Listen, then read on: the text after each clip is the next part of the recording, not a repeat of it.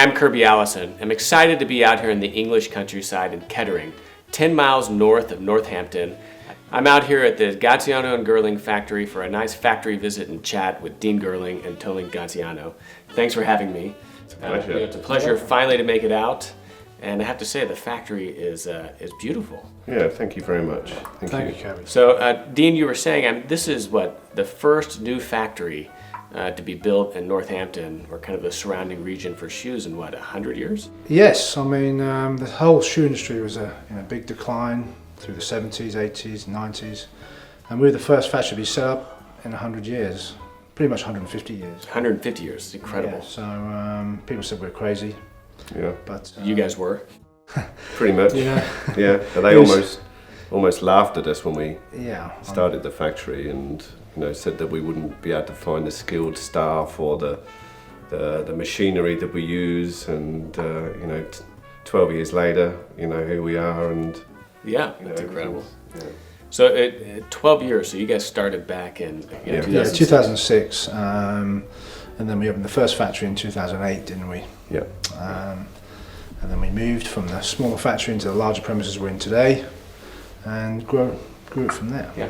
What's incredible, I think we started our businesses almost around the same time. I mean, I remember, seeing you guys at Pitti Uomo, with your little tabletop, have this kind of new up and coming, British shoemaker, really doing quite what at the time was pretty revolutionary work, right? I mean, you guys were the first ones really to update the classic kind of British aesthetic, to update that, right? Yeah, well, I think mine and Dean's background was really in bespoke shoemaking.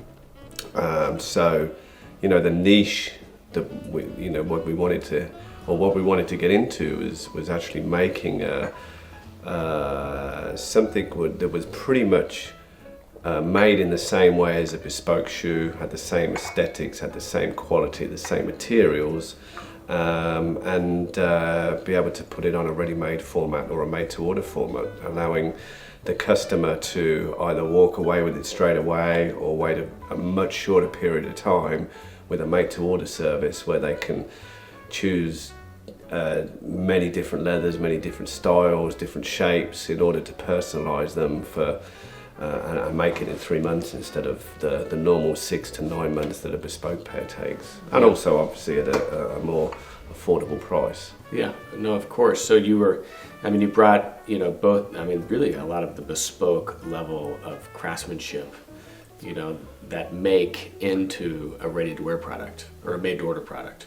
Yeah, the majority of the components that we use and the methods that we use to make the shoes is exactly the same as what you see in a bespoke shoe. Yeah. And you get the same level of comfort and feel with the shoe because the components are the same. It gives you the structure on the inside arch and supports you like an orthotic, and it really is a different feeling. And on top of that, we really wanted to capture that kind of elegance and finesse that bespoke shoes give you. English shoes were traditionally quite heavy, and because the traditions come from kind of army boots and work boots developing through the years to become brogues and loafers, but they always retained that kind of heavy feeling. We were able to refine the designs and the materials to be able to kind of, just simply make what we think is almost like a work of art and an ornament. How did you both get started, and how did you both meet? Well, I started with my father. My father's a shoemaker before me, so it's in my blood, so to speak. And I was making bespoke shoes in his workshop. And I went to London, and I was a bespoke outworker for John Lobb, Cleverly, Foster's, and Henry Maxwell then. Oh wow. And Tony was at Cleverly's. Yes. Yeah. And I met him there. So we became sort of friends, had a lot in common. And Tony said he was stopping from commuting to London at Cleverly's and going back to work for Edward Green in Northampton. And I sort of started making shoes for you there, made some samples, and we liked what we both did. I admired Tony's design skills and the aesthetics of the shoes, the lasts he was making, and with our combined my making skills, his design skills. We were creating some really fine footwear. So you were doing the making, and Tony, you were doing kind of the design, the last work. Yeah, the last pattern making, the design. We used another guy to do the uppers for us, and then Dean was doing what's called the shoemaking side, which is hand lasting, welt sewing, sole stitching, and finishing. Together we really made a very unique looking shoe, particularly at that time. What was the inspiration for the design aesthetic of your shoes? You know, the fine fiddleback waist. There was so much elegant around. Like you look at the 1920s, you know, shoemaking and the old, museum pieces of that era. Yeah, absolutely fantastic craftsmanship. Men's style was a little bit sexier back then. Yeah, suits were more silhouetted. I mean, shoes were more sculptured in the way they looked, and specifically me, I loved the sculptured look of a shoe, which English shoemaking seemed to lose. Italian shoemaking captured it a little bit, but the quality was never there. So, it's something that we're kind of being praised for today, is that people actually think that we're almost like a hybrid of not just two different countries, but two different generations as well. Some of our shoes are very classic, some of them can be quite pointed and very silhouetted, and it really is kind of a reflection of the 1920s or the 1940s kind of shoe. The 1940s being a little bit more conservative, a little bit plainer, and the 1920s, you look at some of the things that were made in the 1920s, and they were made out of alligator and stingray and interesting. The high society, before the World War II broke out, Yeah. in the US and London, the big parties, the aristocracy, and they're really sartorial kind of. What point did you two then take it from just a design project and say, you know what, we're going to really make a go at this? Well, I think we both, we used to talk over the phone, didn't we? And I'd be sending shoes up to Evergreen, and I'd speak to Tony, and I said, Tony, you need to be your own boss. Come join, I'm sure me and you. You were already a networker at that point. Yeah, so and I had a shot at at my father, and I was always sort of a self-employed kind of person, and obviously Tony was employed. But I said, look, I think if we get together, we can make a success of a brand, with my making skills, his design skills. If it doesn't work out, you can go back doing what you're doing, and I can go back doing what I'm doing. Yeah. But if you never give it a try, you'll want to kick yourself in. Yeah. So here we are, 12 years on, Crazy. exporting globally. And we had a very good Japanese customer at the time who I asked, if I quit my job, and I come out to Japan, would you be able to find people to support us with orders? And that's what we've done. The first thing. And did it start bespoke? Bespoke. Pretty it was much all bespoke, yeah. I mean, people can't get enough of the story that, when we started the business, I converted my garage into a bespoke workshop. Dean had his bespoke workshop in this shed in the back garden, and for the first 2 years, well, probably even more than that, 3 years, we were making people shoes out of our back gardens before we managed to kind of. Very humble beginnings, before the factory, just sheer hard work, blood, sweat, and tears, travelling the world, 6 cities in the US, Japan. We brought a shoe to the marketplace that had a very bespoke aesthetic. It stood out from the crowd, the sort of box standard Northamptonshire kind of shoemaking. And it appealed to people. They said, wow, how long have you been going?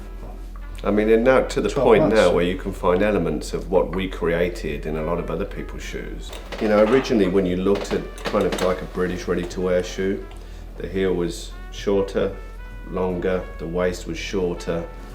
You didn't have these kind of elongated shapes, but not so elongated that they look too European, if you know what I mean. They were still very proportioned very well, and still quite English in a way. So we created kind of some of these aesthetics. You look at the heel, there's a slight pitch to it.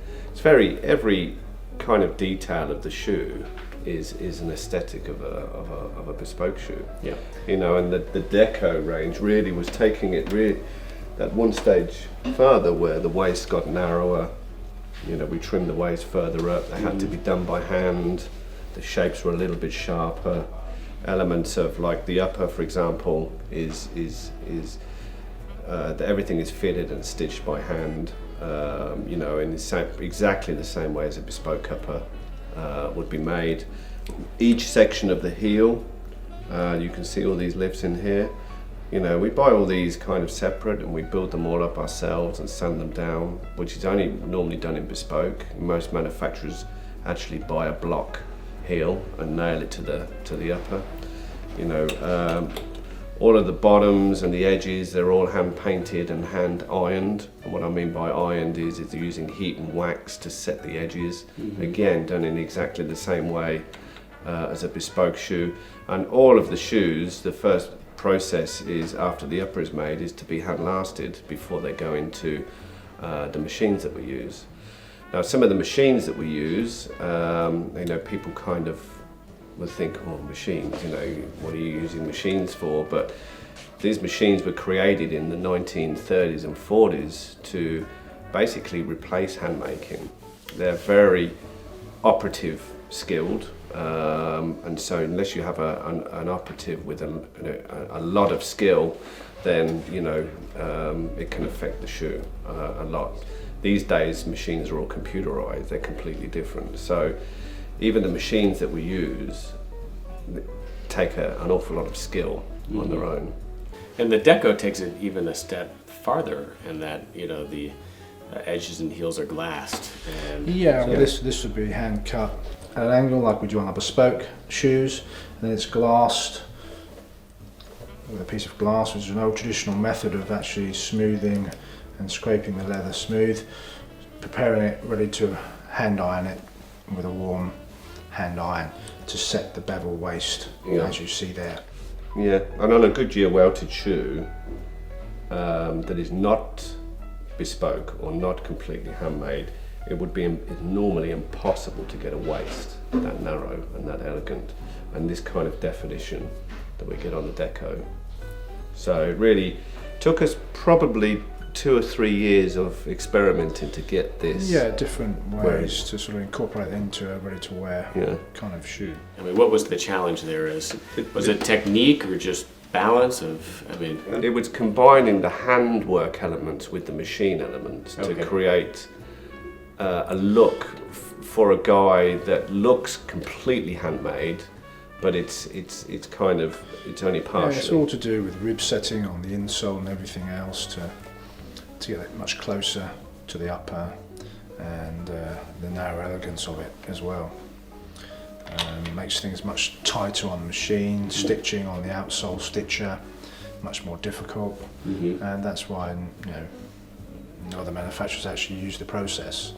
But obviously with, again, in-house skills of, you know, two directors of a company who've actually got those skills within them, which is it's a rarity these days. Absolutely. You know, managing director of other manufacturers sort of haven't got that skill.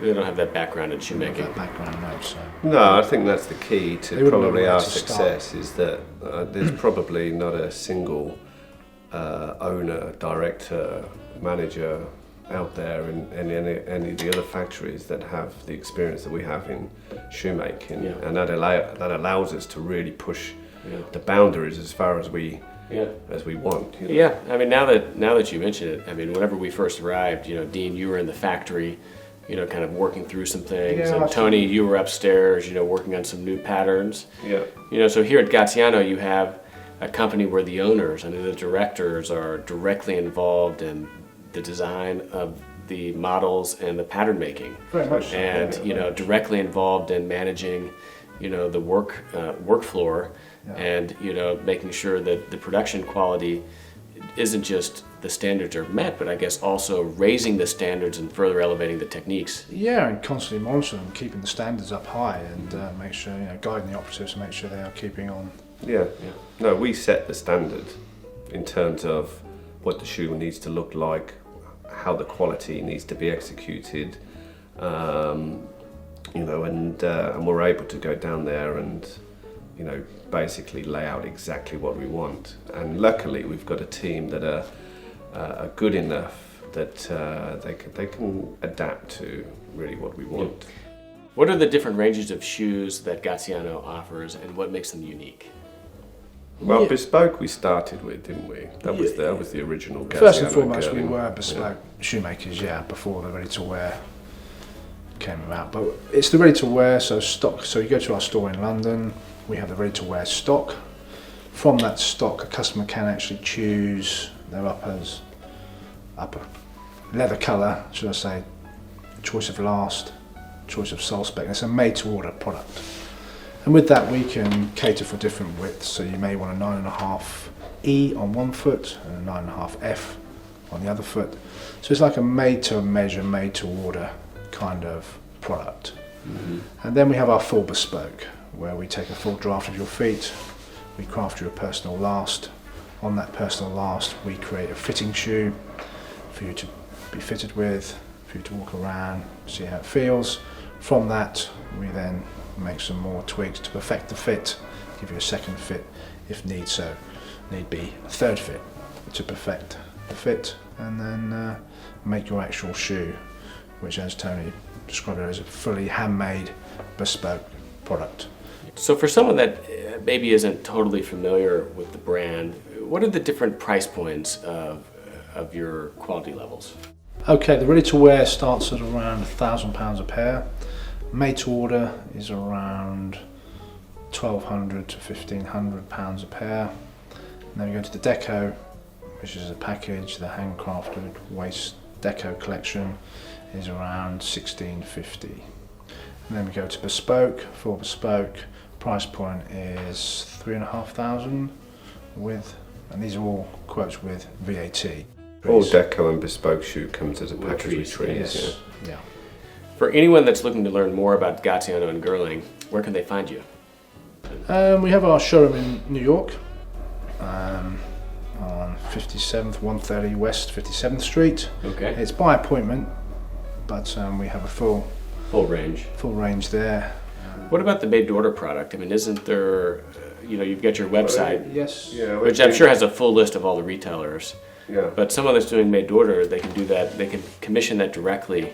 Made to order can be directly. I mean, we're right at the point where we're just probably at the end of April. We'll probably be releasing our website, which has a full made to order interactive platform. So again, you can choose which style, which leather, which sole shape, which sole type, which last shape that they want, and kind of take your time on the website to be able to formulate what kind of shoe that you want. And order it through there. Additionally, we travel all over the world with trunk shows. I mean, we're looking at coming probably this year in the States to San Francisco, LA, Chicago, Dallas, Houston, and New York, and we travel all around Asia as well. Japan. We go to Singapore, Hong Kong. And we've just started going to Manila as well, and so we bring the service to you, and I mean we try to mail shot and kind of put on our website exactly when those dates are, so that customers, they come to visit us wherever, what hotel we stay at, we take measures and details, and we make up what combination of shoe they like. Brilliant. Okay, well, thank you guys so much. I appreciate your time, and congratulations on 12 years, and thanks again for the factory tour. Yes, Yes, all right. Pleasure, Kirby. Thanks. Pleasure to see you. Yeah, Thank you. thanks, Kirby. Thanks, Really yeah. nice. Thank you.